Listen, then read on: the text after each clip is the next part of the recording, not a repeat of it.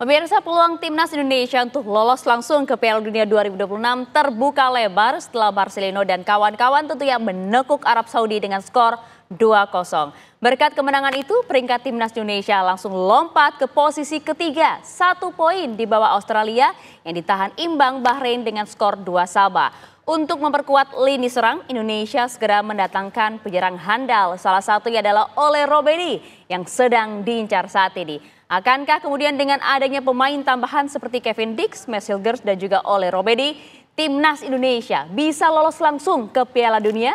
Untuk membahasnya telah bergabung bersama dengan kami ada mantan kiper timnas Indonesia Marcus Horizon melalui sambungan Zoom. Dan juga nanti akan bergabung bersama kami ada pengamat sepak bola Opan Lamara. Dan saat ini di studio TV One sudah bergabung bersama dengan kami ada pemerhati sepak bola sekaligus pemimpin redaksi TV One, Bang Lalu Marasatria Bangsa. Selamat petang, Bang. Petang, Mbak ya.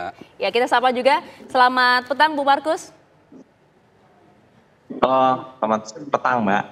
Baik, terima kasih sudah bergabung sama kami di Kabar Petang. Saya ingin ke Bang Marat terlebih dahulu, Bang. Kalau kita lihat kemarin kemenangan Indonesia kontra Arab, paling tidak membuka peluang kembali Indonesia bisa lolos ke kualifikasi Piala Dunia 2026. Tapi kalau Anda melihat, Bang, sebenarnya apa yang membuat permainan timnas kita begitu luar biasa kemarin, bahkan juga bisa meraih kemenangan kontra Arab Saudi? Siapa yang berperan di sini? Ya, semuanya berperan. Yang pasti ada juga faktor yang dilupakan adalah satu faktor kritik. Kritik publik yang demikian keras kepada STY terkait soal pola main. Kedua, tekanan daripada federasi, dalam hal ini Ketua Umum Erick Thohir yang kemarin ya, mengancam akan mengundurkan diri. Itu berperan besar melecut STY sebagai pelatih untuk mengeluarkan seluruh pikirannya dan seluruh pemain untuk menunjukkan kemampuannya di lapangan. Kalau kita lihat bahwa dari sebelumnya lawan Jepang maupun lawan Cina, kan perbedaan terjadi. Baik dari pola main maupun semangat. Kemarin kalau kita lihat seluruh pemain timnas itu mengejar bola, tidak menunggu. Meskipun polanya sedikit bertahan, tapi semua pemain timnas itu mengejar pemain-pemain Arab Saudi.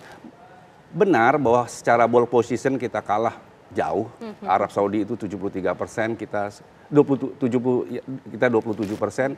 Tapi kan hasilnya beda. Kita bisa memanfaatkan peluang sekarang yang ada jadi gol. Meskipun pada awal-awalnya ada suatu peluang emas tapi terlewat gitu. Tapi kita syukuri apa yang sudah dicapai oleh timnas.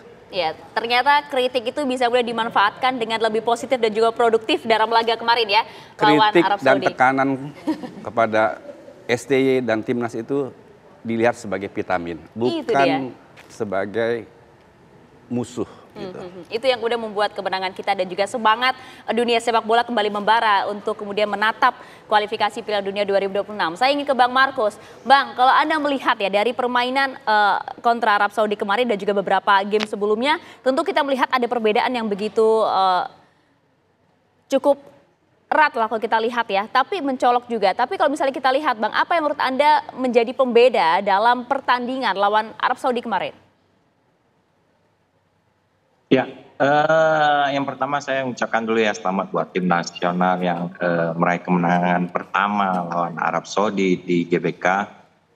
Saya melihat anak-anak pemain tim nasional sudah berjuang sampai 99 menit. Ya, ini yang kita harapkan ya. Pada pertandingan Arab ini sangat berbeda ya. STY mempunyai strategi, dia memainkan ya kurang lebih 3-5-2 sepertinya, terus striker dan satu Marcelino Ferdinand dimasukin di menit-menit awal. Biasanya kita ketahui Marcelino ini kadang-kadang dimainkan di babak kedua atau sebagai pengganti. Nah, dengan kehadirannya Marcelino di lini tengah, Marcelino dapat merubah keadaan. Dia bisa mengacak-acak lini pertahanan lawan Arab Saudi, sehingga Arab Saudi tidak mengetahui ini ada Marcelino, seorang Marcelino yang emang jarang dimainkan. Ternyata kemarin dimainkan.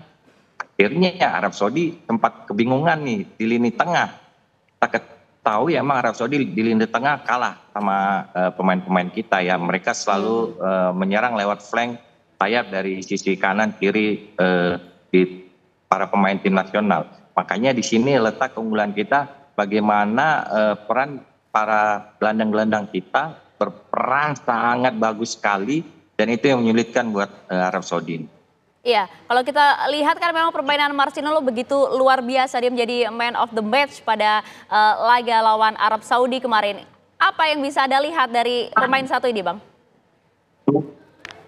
Ya, saya sama Marcelino di Timnas U16 saya mulai 2018 ya. Kita emang sudah mengetahui Marcelino ini mempunyai bakat yang sangat-sangat bagus sekali. Dia mempunyai skill individu yang berbeda, walaupun agak egois, yaitu wajar karena dia tipe-tipe pemain penyerang ya, bukan pemain bertahan. Jadi di kotak penalti kadang-kadang dia egonya keluar, kadang-kadang dia juga bisa langsung menempatkan posisinya, bola itu mau kemana, apakah mau di placing, apakah di shooting, atau dikasih ke temannya. Itu makanya dari 2018 kita menemukan Marcelino di Timnas 16, ini kita ketahui Marcelino memang mempunyai bakat yang sangat luar biasa. Ya, salah satu bakat yang luar biasa yang ditampilkan kita melihat bersama tadi malam ya. Dengan kemenangan ini, Bang Mara, kalau Anda melihat bagaimana kemudian peluang timnas kita dalam pertandingan ke depan di grup C ini, apakah kemudian ada peluang untuk lolos langsung ke Piala Dunia? Peluang terbuka. Kalau lolos langsung, artinya kita harus memenangkan seluruh sisa pertandingan. 4 game ke depan. 4 game ke depan lawan Australia, lawan Cina, Bahrain, dan Jepang. Tapi kalau kita mengambil 7 poin saja, peringkat 3 kita dapat. Tapi kalau kita lihat paling tidak, apakah kemudian dengan Australia, kemudian Bahrain dan juga Cina, kalau kemudian kita bisa mendapatkan poin penuh, apakah sudah cukup itu, Bang? Tambah 3 game, 15 poin cukup. Kita bisa menang dengan Australia, Cina, dan Bahrain, itu lebih dari cukup. Lebih dari cukup? Lebih dari cukup. Kemungkinan ke sana ada tidak? Peluang itu ada besar kalau kita lihat bahwa di sepak bola itu apapun bisa terjadi. Arab Saudi pun bisa mengalahkan Argentina yang peringkatnya jauh, dan di Piala Dunia kemarin Arab Saudi di bawah dan di bertarung bintang. Jadi apapun yang bisa terjadi dalam sepak bola. Yang penting adalah seperti permainan kemarin, bahwa mengejar, mainnya Spartan, disiplin, tanpa lelah. Tanpa lelah, baik. Sudah bergabung juga pemirsa bersama kami di studio TV One. Sudah ada Bang Opan Labara, pengamat sepak bola. Selamat petang, Bang. Salam sehat. Assalamualaikum. Selamat beragatu. Langsung datang kami. Terima kasih sudah berkenan hadir di studio kami, Bang. Kita ingin dengar, Bang. Langsung boleh ya. Kita berikan nafas sedikit lah ini ya. Bagaimana kemudian Anda melihat permainan timnas kita yang luar biasa, walaupun kalau kita bilang sebenarnya kita tidak punya ya yang namanya striker sejati, tapi kemudian Marcelino main dengan luar biasa malam hari tadi. Iya, jujur sebelum laga tadi malam saya termasuk agak mulai apatis dengan penampilan tim kita dari waktu ke waktu, termasuk kepemimpinan dari Sinteyong sebelum laga tadi malam. Dan laga tadi malam menunjukkan bahwa sebetulnya sepanjang keinginan kuat itu hadir, motivasi itu ada, determinasi itu lahir, maka sebetulnya kita punya contoh bahwa saat kita bermain di Cina beberapa tahun yang lalu, Bang, kalau kita melihat statistik pertandingan bagaimana kita begitu mendominasi pertandingan pada saat itu. Pole position, peluang dan lain-lain sebagainya. Tapi Cina yang menang. Nah, tadi malam rupanya kita mengalami hal yang sama ya, bahwa determinasi, semangat, keinginan kuat itu bisa mengalahkan statistik pertandingan yang memang lebih didominasi oleh Arab Saudi. Bukan cuma ball position, tapi peluang bagaimana mereka menciptakan sampai 13-14 peluang, tidak ada yang berbuah gol. Kemudian kita bermain juga sangat efektif. Dan yang paling menggembirakan tadi malam adalah penampilan anak-anak seperti tidak memiliki lelah sama sekali. Iya, nggak ada lelah, bermain lepas. Kemudian Marcelino contohnya, kita harus mengakui bahwa Marcelino menampilkan permainan terbaik sepanjang karirnya bersama timnas tadi malam. Dan determinasi itu hadir di semua pemain. Bagaimana mereka memblokir, mematahkan peluang dari Arab Saudi. Kemudian bagaimana kita menciptakan gol itu sampai kepada bagaimana Marcelino bisa menghadirkan dirinya. Tepat berada di bawah gawang. Itu kan determinasi yang luar biasa. Pak Marcelino bukan striker, dia pemain tengah. Dan dia bisa berada di situ. Itu dia. Tapi faktor apa yang menurut Anda kemudian permainan kemarin betul-betul di luar nalar kita semua? Satu, mungkin ada peran ketua umum Eto'o. Kita melihat sebelumnya saat kita kalah dari Jepang beberapa tahun yang lalu, beredar video bagaimana Ketua Umum Erick Thohir memberikan motivasi yang luar biasa di ruang ganti pemain. Kemudian mungkin itu juga yang menjadi pelecut salah satunya bagi pemain. Yang kedua adalah kritik yang tidak habis-habisnya dan begitu tajam, termasuk dari saya. Pasca kekalahan menghadapi Jepang itu, saya termasuk yang sangat kritis pada Sinteyong. Dan Sinteyong kita tahu mentalitasnya adalah mentalitas seorang Korea yang pantang menyerah dan menganggap bahwa semua kritikan itu adalah sesuatu yang bisa diambil hikmahnya. Vitamin kalau kata Bang Mara. Betul, vitamin ya. Dan hal-hal begini yang membuat Sinteyong dan pasukannya akhirnya bangkit. Karena kalau kita berbicara dari sisi kualitas tim, kualitas materi pemain, seharusnya memang kita tidak kalah ya dengan materi yang kita miliki saat ini, kemudian persiapan yang juga kita miliki, terlepas dari bahwa ada beberapa yang masih debut sebagai debutan di timnas ini. Nah, yang kedua kalau kita berkaca dari laga tadi malam, ini adalah merupakan the winning team sebenarnya ya, pemain yang memang sudah memiliki chemistry satu dengan yang lain. Untuk yang pertama kalinya dalam 3 laga terakhir, bahkan dalam 4 laga terakhir, Sinteyong tidak menurunkan pemain debutan tadi malam sejak kick-off babak pertama. Artinya ini adalah starting 11 terbaik yang diturunkan dalam 3 atau 4 laga terakhir, di mana tidak ada debutan di situ. Chemistry antara pemain sudah ada, kemudian mereka juga sudah sering bermain bersama. Nah, Marcelino kembali mendapatkan kepercayaan untuk bermain di lini tengah. Yang sebelumnya peluang atau kesempatan itu sudah hilang bagi seorang Marcelino. Tadi malam luar biasa. Sekali lagi ini adalah timingnya Marcelino. Luar biasa. Itu dia Bang Opan. Saya mau ke Bang Markus. Bang, bagaimana kemudian kita bisa mempertahankan, paling tidak menjaga lah ya, stamina dan juga semangat dari para pemain timnas, para pemain Garuda kita ini untuk nanti laga ke depan, game ke depan lawan Australia, Bang?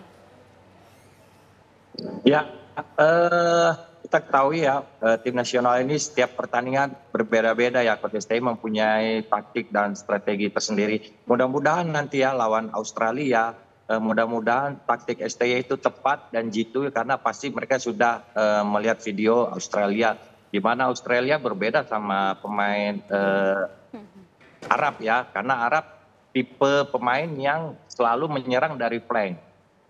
Ya, kalau Australia dia menyerang, dari flank juga menyerang, tapi dia sering kombinasi juga di lini pertahanan atau di sektor gelandang mereka. Jadi buat Australia ini kita patut waspadai ya. Mudah-mudahan jangan sampai kita salah strategi lawan Australia disamakan sama Arab Saudi ya, itu berbahaya ya. Saya yakin Coach STI mempunyai taktik tersendiri lawan Australia. Pasti saya yakin itu berbeda.